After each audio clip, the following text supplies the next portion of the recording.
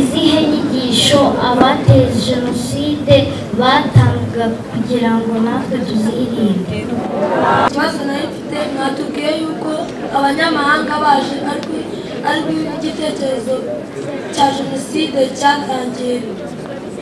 None se jenoside iba abanyamahanga bari bari cyangwa barayitangije igitekerezo cy'ingengabitekerezo ya jenoside bahita bigendera? Ikibazo mfite uko tugenda dukurikirana amateka bavuga ko jenoside yaba yarashyigikiwe n'Abafaransa, ese ni izihe nyungu bo bari babifitemo? Mbere mwatubwiye yuko jenoside itaraba hari amoko atatu: Abahutu, Abatwa n'Abatutsi.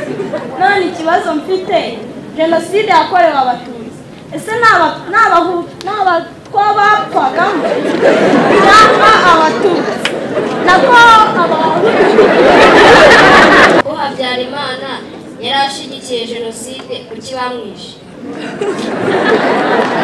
Muratubwira ngo Abahutu bigaga ari benshi hakiga Abatutsi bakeya. Ikibazo nari mfite, Abatwa barigaga cyangwa ese ko jenoside yabaye hagati y'Abahutu n'Abatutsi, ese Abatwa bo kuki batayihagaritse?